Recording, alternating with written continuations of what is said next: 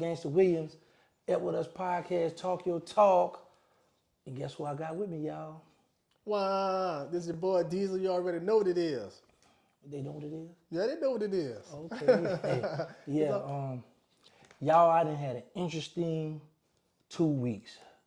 2 weeks that I didn't much know I had to be prepared for lack of better words. My second to the youngest son was on trial for 2 weeks. He had a RICO case. Majority of his co-defendants, majority of them played out, and him and two other co-defendants went to trial. Shout out to Six and Dut. Yeah, they stood in with him. Six and Dut, man. Yeah, they went hard with him.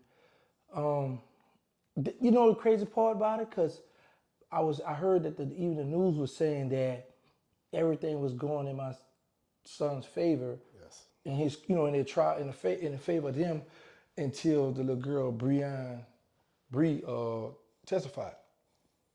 And you know something?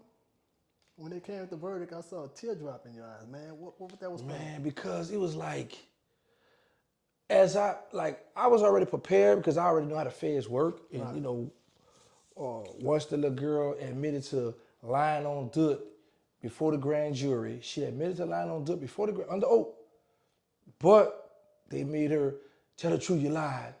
And now you still gonna be a credible witness. That right there let me know, like, oh yeah, the fix is in. So,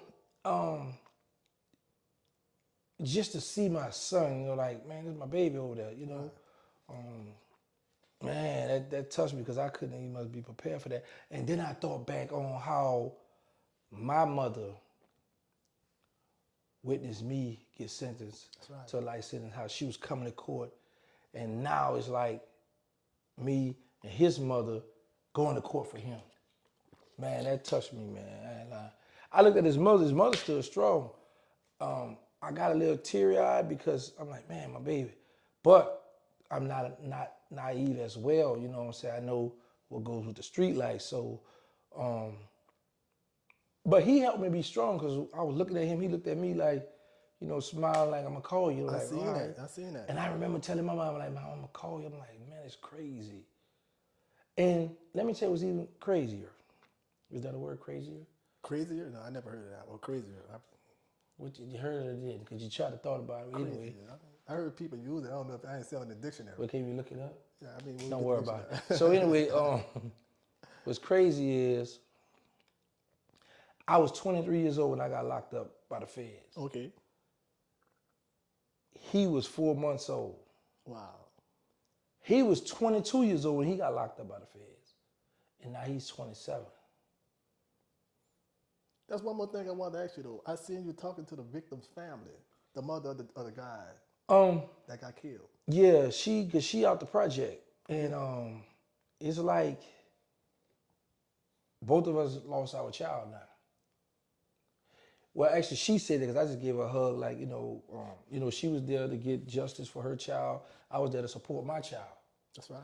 But I know her personally, we real cool. So and I was just shocked, like, by her being from the Magnolia, her son, grew up in the Noya. How did he get on his Callio side? But then his father's from the Callio. But yeah, it's not no hatred between us two. And I hugged her and she was like, man, we both lost our children now. You know what I'm saying? She was like, and they get to go home, but I'm like, that's the life that they chose to live. That's right. Because me and your son father, we lived that life as well. You know what I'm saying? But man, I couldn't even get all that out. We was whispering and I was choked up because it's like, man, my son, it's her son. So, we kept it respectful with one another because we know what was going on, from what we were hearing with our children out in those streets. But yeah, man, but the only thing that get to me though, for real, because I actually got a chance to be on the outside looking in, and I sat through that. You as well. That's right. Watched the whole trial, and it's like They don't have no eyewitness. No concrete evidence. No concrete evidence.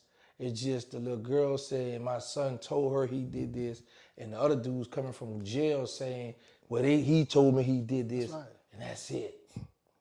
And then the jury found him guilty for the racketeering, like the violence, the gang violence, the racketeering, gang violent murder for count 4 and 5, but on count 7, causing a murder with a gun, not guilty. That's right. So I'm like, well, how you gonna go here, but you do here?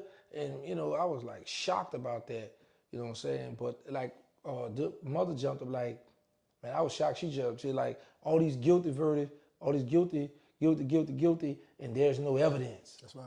Y'all ought to be shaming yourself. I'm like, man, she got a good point. Because it's like, they ain't put on, nobody came and said, yeah, I saw these good boys. Yeah, I saw this. Or even the lawyer said, the evidence y'all had, y'all lost it. And the evidence that you all lost could have helped them be exonerated, you know, or be not guilty for this charge, man.